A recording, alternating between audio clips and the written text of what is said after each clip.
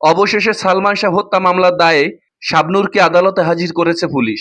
Bureau investigation PBI মাধ্যমে বেরিয়ে এসেছে চাঞ্চল্যকর তথ্য। ভিউয়ার্স, চলুন ঘটনাটির বিস্তারিত জেনে নিই।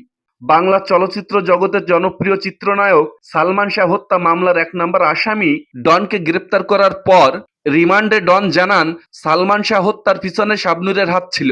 ডনের এই স্বীকারোক্তিকে কেন্দ্র করে শাবনূরকে আদালতে হাজির হওয়ার জন্য আইনি নোটিশ পাঠানো হয়। কিন্তু এই বিষয়টি মিডিয়াতে গোপন ছিল। অস্ট্রেলিয়া থেকে দেশে ফিরে শাবনূর সরাসরি আদালতে হাজির হন। শাবনূর সে সময় লাইভে ছিলেন। এই লাইভে চলাকালীন সময় দেখা যায় পিবিআই কর্মকর্তারা শাবনূরের গাড়ি ঘেরাও করে রেখেছে। একটি পর্যায়ে শাবনূর লাইভ বন্ধ করে আদালতের ভিতরে ঢুকে যান এবং কিছু জিজ্ঞাসাবাদ করার পর শাবনূরকে ছেড়ে দেয় আদালত এবং শাবনূরকে বলে দেয় তিনি এই মুহূর্তে দেশের বাইরে যেতে পারবেন না। এরপর শাবনূর গাড়ির ভিতরে ঢুকে পুনরায় লাইভে ফিরে আসেন। তিনি জানান, সালমানের সঙ্গে আমার ভাই বোনের সম্পর্ক ছিল। সালমান শাহ আমাকে পিচ্চি বলে ডাকতো। সালমান শাহ ছিলেন আমার সিনিয়র একজন আর্টিস্ট। সেই সময় সালমান শাহ এবং শাবনূরের কেমিস্ট্রিটা অনেক বেশি সুন্দর ছিল। আর এই কারণেই সালমান শাবনূরকে সন্দেহের চোখে দেখতেন সামিরা।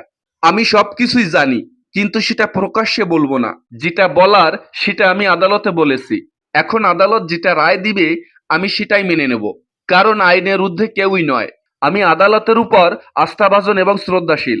তো ভিউয়ার্স, সালমান শাহ হত্যার পিছনে শাবনূর কি কোনোভাবে সম্পৃক্ততা আছে, নাকি ডন ইচ্ছা করে শাবনূরকে ফাঁসানোর চেষ্টা করছে?